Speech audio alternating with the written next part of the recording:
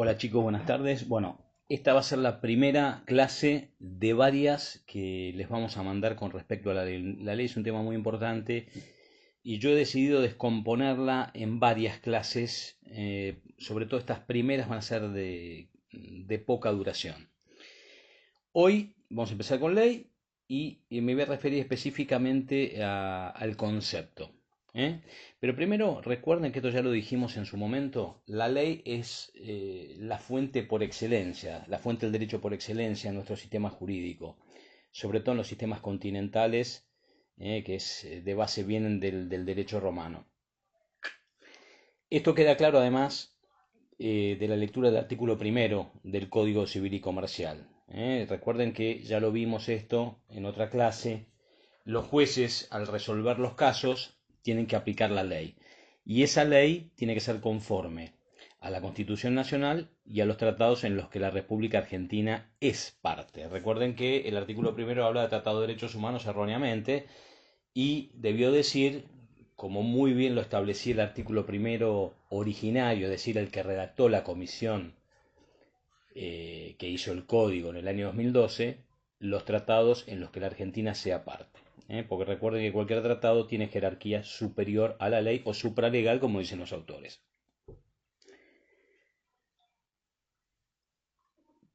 ¿Qué es lo que demuestra además que la ley en nuestro sistema jurídico es la fuente por excelencia? Bueno, está claro que si yo me pregunto ¿por qué la costumbre es vinculante u obligatoria en determinados casos? La respuesta es clara, porque la ley lo dice. ¿Y dónde lo dice? En el artículo primero, última parte. Si nos preguntamos por qué los fallos plenarios o la jurisprudencia plenaria resulta vinculante y una fuente formal obligatoria a nivel nacional, es muy sencilla la respuesta también, porque lo dice la ley. ¿Qué ley? El Código Procesal Civil y Comercial de la Nación, específicamente los artículos 302 a 303. Recuerden que el recurso de inaplicabilidad de la ley, que es una de las vías o medios que existen para provocar un fallo plenario, está regulado en el Código Procesal Civil y Comercial de la Nación a partir del artículo 288 hasta el artículo 303. Normalmente cuando uno empieza a estudiar la ley, sobre todo esto en el CBC, ¿no? Que a veces los alumnos que no han tenido derecho o ninguna materia vinculada con el derecho se quedan un poco estupefactos con esto. Cuando uno habla de ley, normalmente ¿qué se imagina? La ley dictada por el Congreso, la ley dictada por el Congreso de la Nación. Pero esas leyes son las que en su número son de menor cantidad. Hay muchísimas leyes que nos gobiernan y que nosotros a veces no percibimos o no nos damos cuenta y que tal vez son más importantes que aquellas que dicta el Congreso de la Nación en sesiones maratónicas. Ustedes habrán visto donde se quedan toda la madrugada, ¿no? Un día, por cierto. Pero hay muchísimas que son más importantes. Entonces, acá lo que vamos a ver es esta distinción entre lo que los autores dicen, leyes formales y leyes materiales.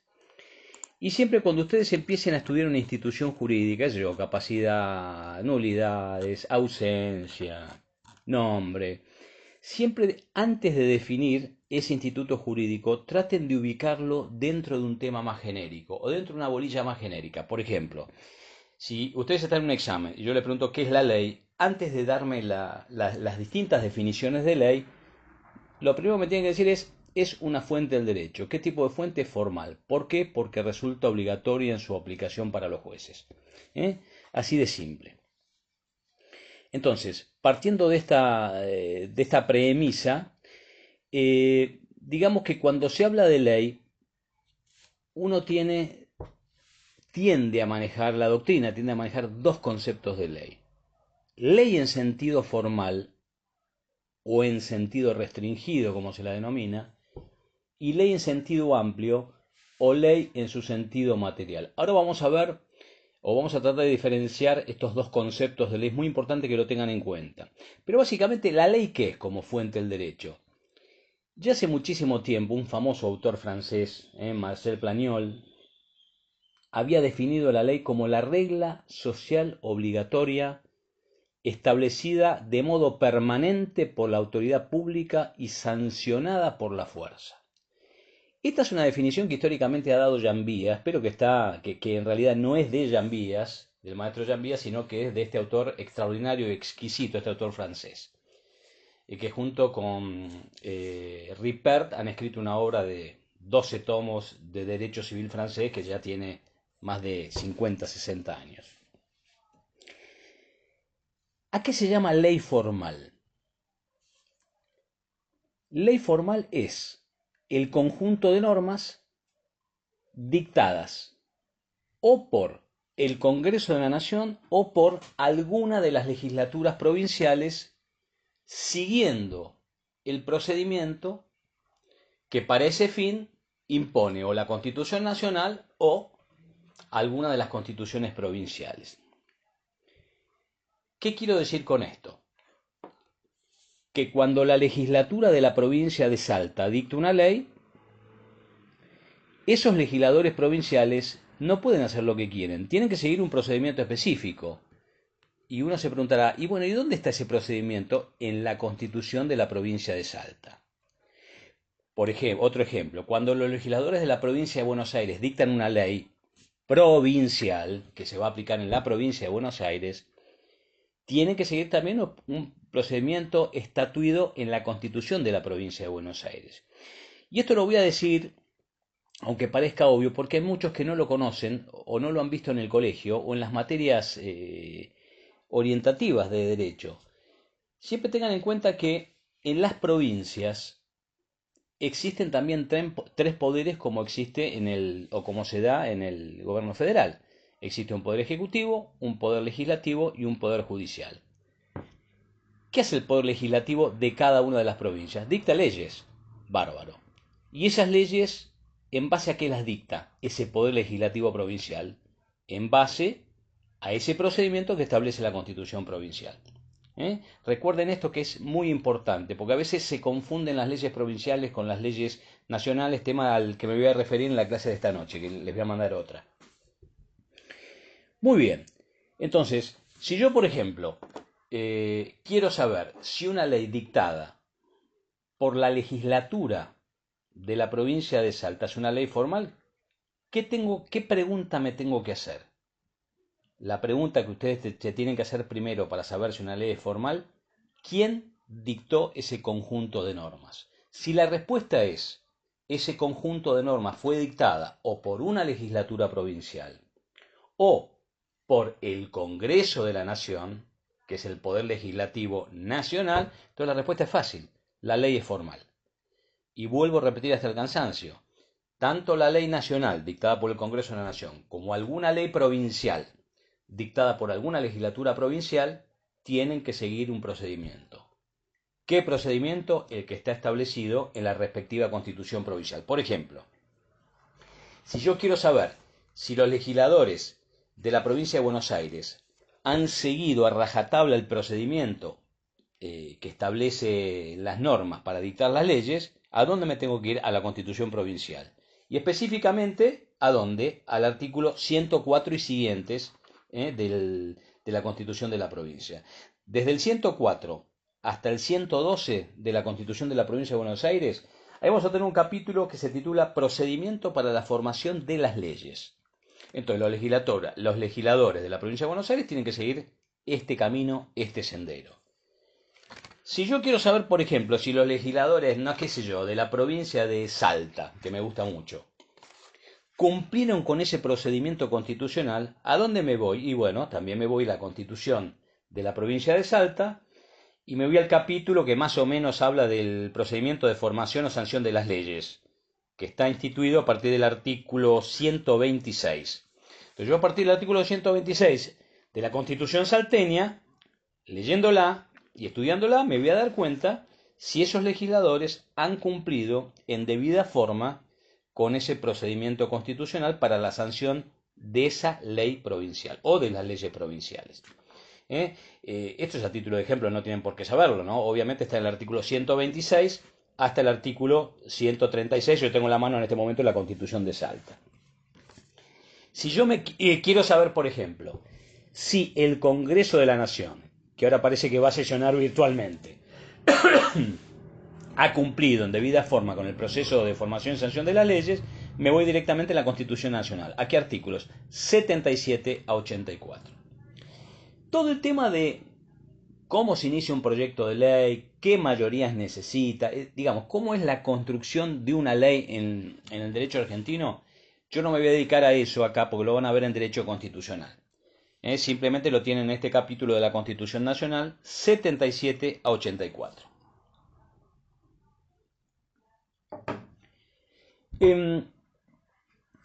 Esa es la ley formal entonces, aquella dictada, o aquella regla social, o aquel conjunto de normas dictada o por el Congreso de la Nación o por alguna de las legislaturas provinciales. Vuelvo a repetir esto. Cuando yo hablo de legislatura provincial, entre comillas me estoy refiriendo al Congreso de alguna provincia. Recuerden que las provincias tienen tres poderes. Poder ejecutivo, encarnado en el gobernador. Poder legislativo, que son los diputados y senadores provinciales. Les aclaro que hay muchas provincias que tienen su poder legislativo bicameral, como es la provincia de Buenos Aires. Tiene una Cámara de Senadores Provinciales, que está en La Plata, y una Cámara de Diputados Provinciales. Pero en general se tiende últimamente a tener un poder legislativo unicameral, como es la Ciudad Autónoma de Buenos Aires, por ejemplo. ¿Qué significa esto? Que se habla de legisladores porteños. Vieron que no hay diputado por la Ciudad de Buenos Aires y dicen, no, son todos legisladores. Así que esto es anecdótico, pero simplemente se los digo. Y recuerden también que cada provincia tiene su propio poder judicial, donde no se puede meter de ninguna manera, no puede tener injerencia el gobierno federal, el gobierno nacional, y obviamente su poder ejecutivo. Si algún juez provincial se manda una macana, mete la mano en la lata, o lo que sea, le hacen un jury de enjuiciamiento, un juicio político a nivel el Consejo de la Magistratura de la provincia de Buenos Aires. Acá no se mete el Consejo de la Magistratura de la Nación. Si lo mismo ocurre en La Pampa, bueno, ahí se encargará el Consejo de la Magistratura de la provincia de La Pampa. No hay injerencia en este sentido.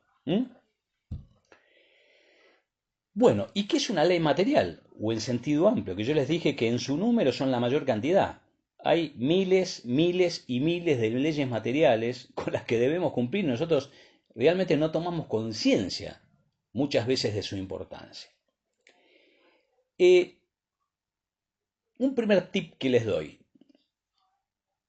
Si esa ley material la dicta cualquier autoridad distinta del Congreso de la Nación o de alguna legislatura provincial, ya sabemos que no va a ser una ley formal.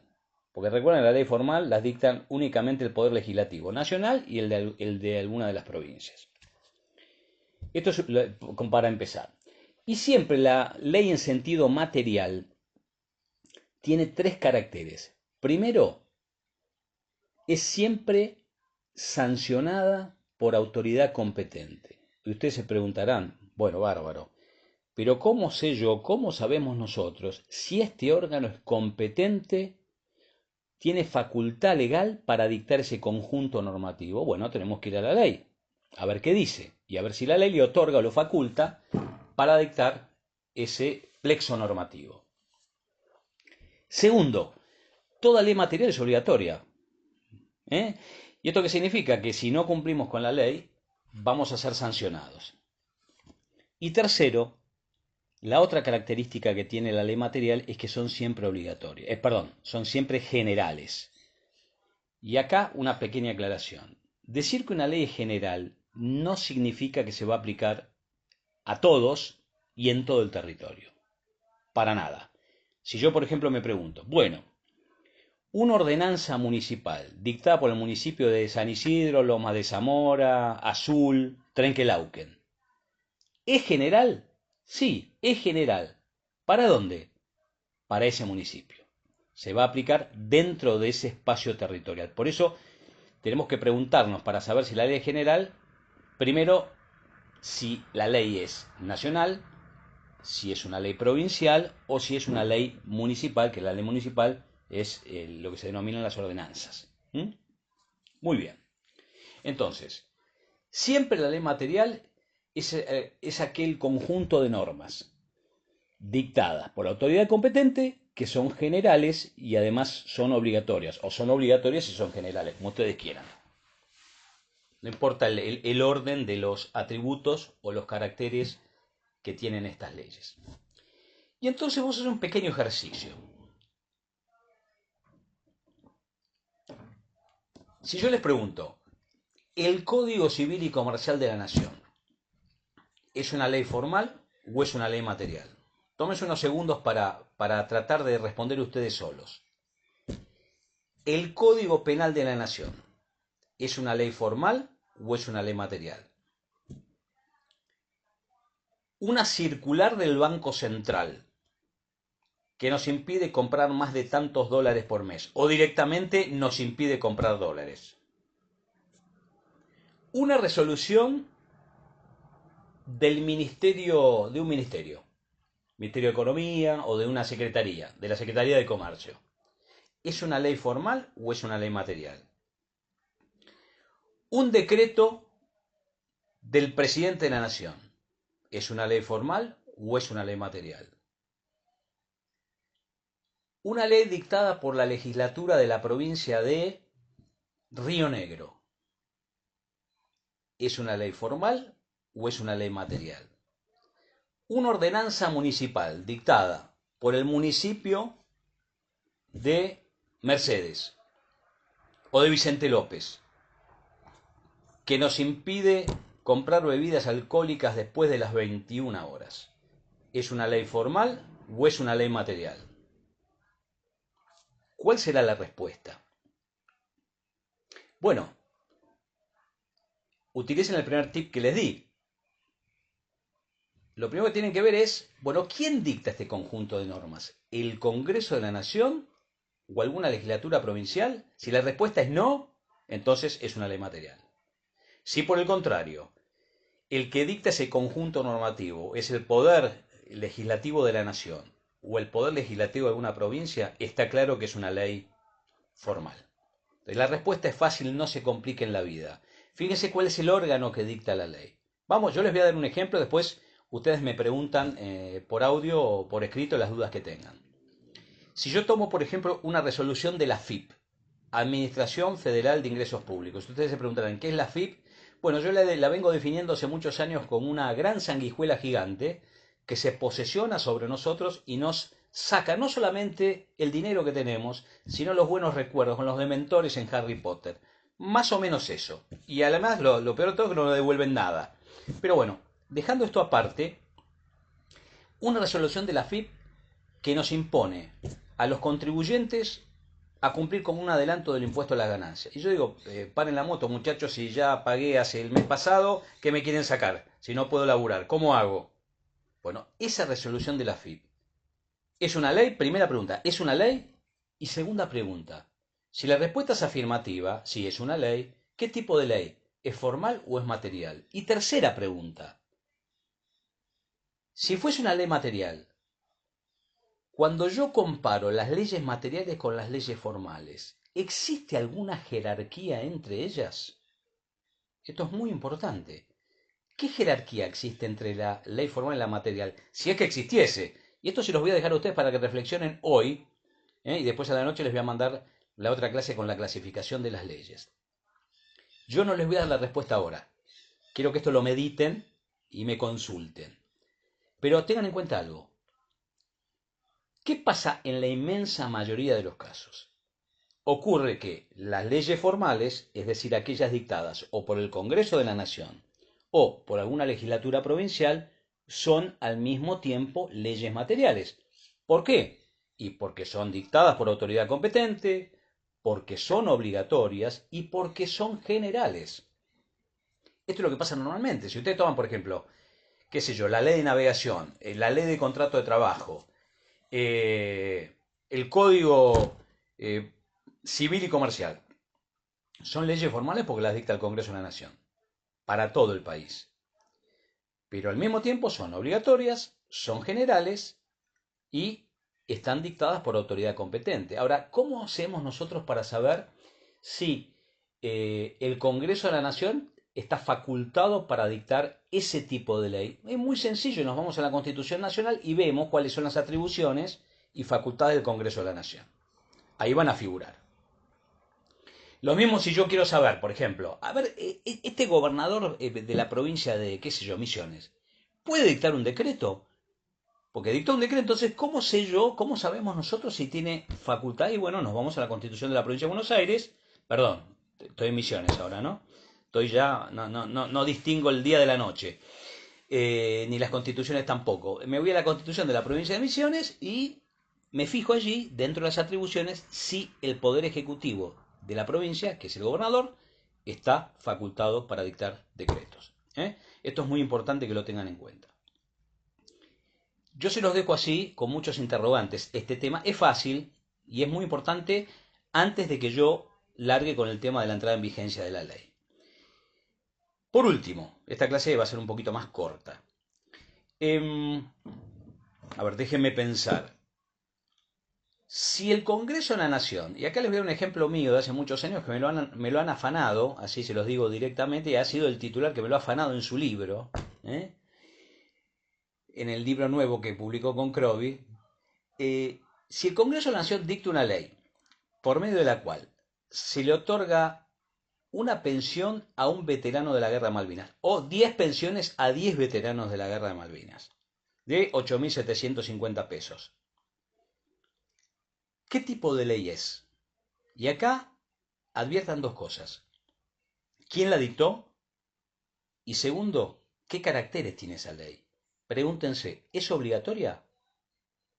Cuando yo me pregunto si es obligatoria para nosotros, para los habitantes de este país, ¿es general?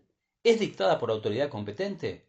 Vamos a otro ejemplo, que es muy común cuando le preguntan al legislador, che, flaco, ¿vos cuántos proyectos de ley presentaste? 5. Bueno, y a ver, decime, y el Día Nacional de la Yerba Mate, el Día Nacional de la Flor de Lis, y son proyectos de ley que tienen un artículo, una cosa de locos, pero así es. Bueno, esa ley que establece el Día Nacional de la Yerba Mate, o el Día Nacional del Té, espérenme que están tocando el timbre.